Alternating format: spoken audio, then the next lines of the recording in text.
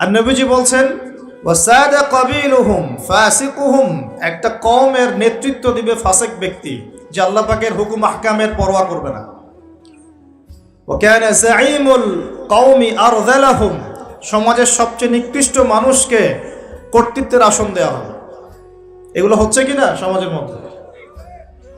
আরো বলছেন ওয়াজাহরাতিল আসওয়াতু ফিল মাসাজিদ, মসজিদগুলোর মধ্যে শোরগোল হট্টগোল বেড়ে যাবে। যাচ্ছে কিনা? যখন এমন হবে নবীজি বলছেন ইয়াখসিফুল্লাহু বিহিমুল আরদ, আল্লাহ রাব্বুল আলামিন ওই সম্প্রদায়কে এই ভূমি সহ নিচে ধসিয়ে দিবেন, বলি নাউজুবিল্লাহ। এখন ভূমিকম্প আসছে কিনা? আরো বলছেন নবী সাল্লাল্লাহু আলাইহি ওয়াসাল্লাম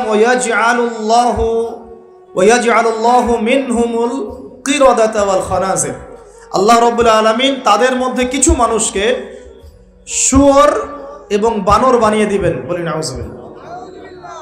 আর মানুষ কিন্তু বাহ্যিকভাবে বানর হয় না, দেখা যায় ভিতর থেকে বানর হয়ে গেছে, ভিতর থেকেই বানর হয়ে গেছে। ভিতর থেকে বানর মানে কি? বানর হচ্ছে এমন প্রাণী যে পাবলিকলি জেনা করে, পাবলিকলি জেনা করে। বানরের স্বভাবটা আপনাকে বলছি, বানরের স্বভাব কি? প্রাইভেট লাইফ আর পাবলিক লাইফের পার্থক্য বানর বোঝে না। কোন কাজগুলো প্রাইভেট লাইফে করতে হয় আর কোন কাজগুলো পাবলিকলি করতে হয়, এই কমন সেন্সটা বানরের নাই। আমার কথা কি বুঝতে পারছেন? প্রাইভেট লাইফ মানে যে কাজগুলো আমরা ব্যক্তিগত জীবনে করি, গোপন কাজ। আর পাবলিক মানে যে পাবলিকলি আমরা সবাই বসে আছি এখন, পাবলিক লাইফ। তো প্রাইভেট লাইফ আর পাবলিক লাইফের পার্থক্যটা বানর বোঝে না। আর আল্লাহ পাক কি শাস্তি দিবেন? বানর বানিয়ে দিবেন। সত্যি সত্যি কি মানুষ এখনো বানর হয়েছে? কাউকে দেখেছেন যে মানুষ থেকে বানর হয়ে গেছে? এমন কি হয়েছে এখনো? শুধু সূরা বাকারা একটা দলিল আছে, শনিবারের সীমা লঙ্ঘন করার জন্যে আল্লাহ পাক বনু ইসরাইলদের একটা দলকে মানুষ থেকে বানর বানিয়ে দিয়েছিলেন। এই একটা দলিল কোরআনে পাওয়া যায়। কিন্তু এই উম্মতের মধ্যে কখনো শুনেছেন উম্মতে মুহাম্মাদির কোনো ব্যক্তি মানুষ থেকে বানর হয়ে গেছে? এটা হতে পারে মানুষ ভিতর থেকে বানর হয়ে যাবে, অর্থাৎ পাবলিক লাইফ আর প্রাইভেট লাইফের পার্থক্য বুঝতে পারবে না। এমনটা হচ্ছে কিনা? মানুষ এখন পাবলিক লাইফ আর প্রাইভেট লাইফটা একাকার করে ফেলছে না? বিয়ে করেছে, স্ত্রীকে দেখবে সে, ভালোবাসবে সে, স্ত্রী সাজবে তার জন্যে, এগুলো সব প্রাইভেট ব্যাপার। এগুলোকে মানুষ পাবলিক করে ঘুরে বেড়াচ্ছে না? বুঝতে পারছেন না মনে হয়? বাসায় শুয়ে আছেন, স্ত্রীর সাথে গল্প করছেন, প্রাইভেট বিষয়। এটাকে ফেসবুকে ছবি তুলে যারা দিল, সে প্রাইভেট লাইফটাকে পাবলিক করে দিল না? মানুষ প্রাইভেট লাইফ আর পাবলিক লাইফের পার্থক্য বুঝতে পারছে না এখন। নবীজি আরো বলছেন ওয়ায়াজআলুল্লাহু মিনহুমুল কিরাদাতা ওয়াল খানাজির, এবং আল্লাহ পাক তাদের মধ্যে কিছু শুয়োরও বানিয়ে দিবেন। কি বানিয়ে দিবেন? শুয়োর কেমন?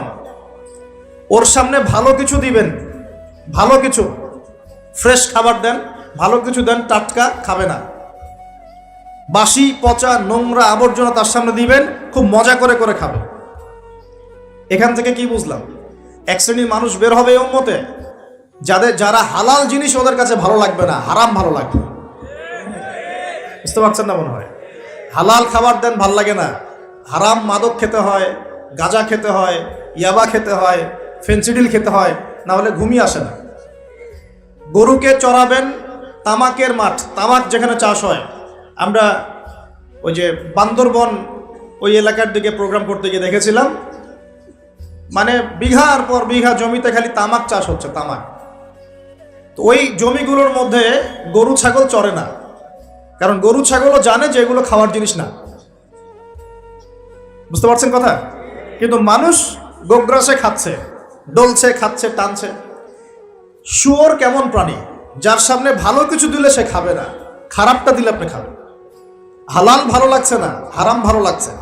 আল্লাহ পর্দাকে হালাল করেছেন, পর্দা ভালো লাগে না, বেপর্দামি ভালো লাগে।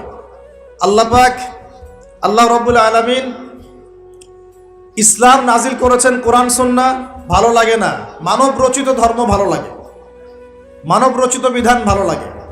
আল্লাহ রাব্বুল আলামিন হালাল খাবার দিয়েছেন, ভালো লাগছে না, খাবারটাকে ম্যানুফ্যাকচার করে ভেজাল দিয়ে খাওয়াতে হবে।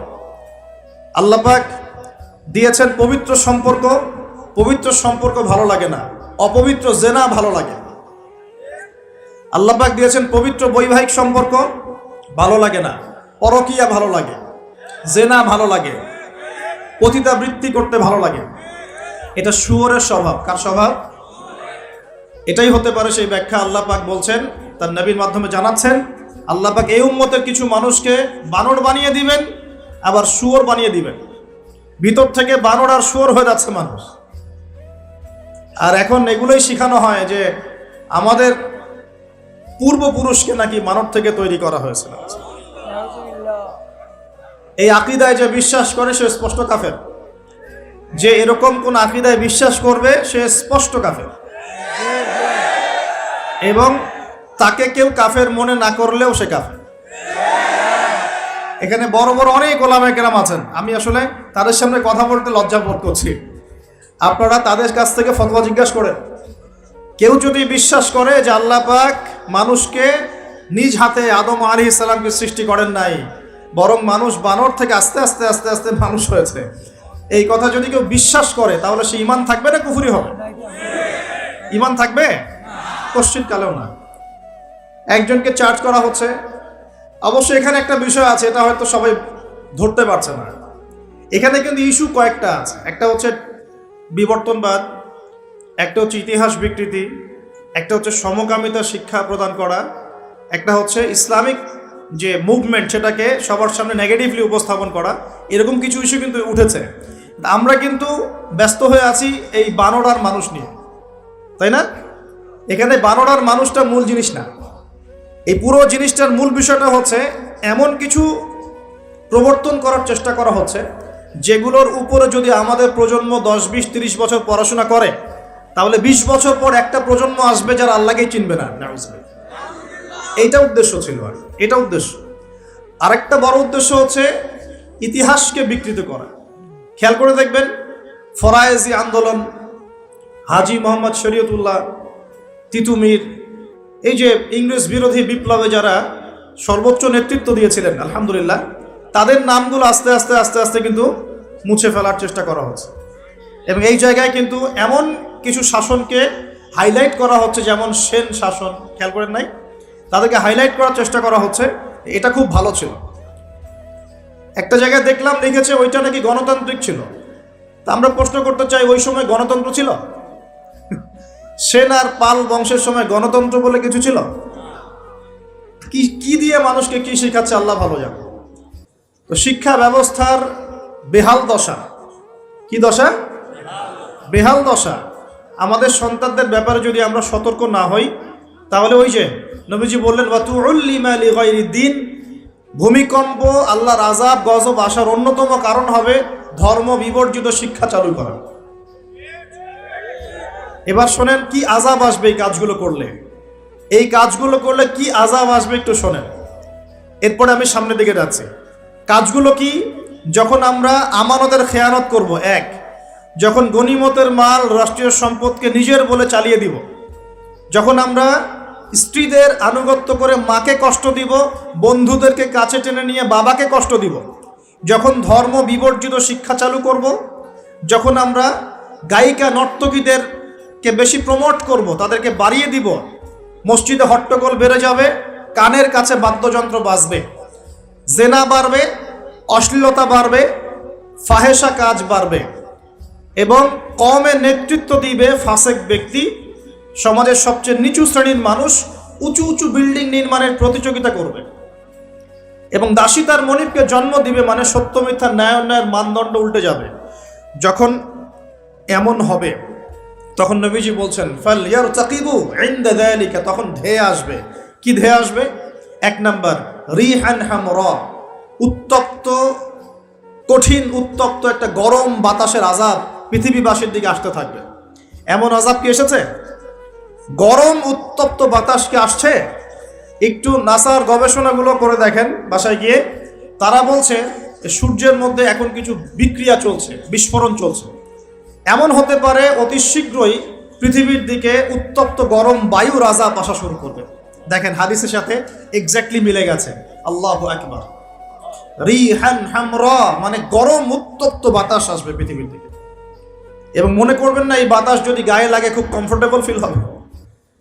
বরং এর ফলশ্রুতিতে দেখা যাবে ফসল নষ্ট হয়ে যেতে পারে, বৃষ্টিপাত বন্ধ হয়ে যেতে পারে, খরা হতে পারে, মরুকরণ হতে পারে, আরো অনেক সমস্যা হতে পারে, পানির স্তর নিচে নেমে যেতে পারে।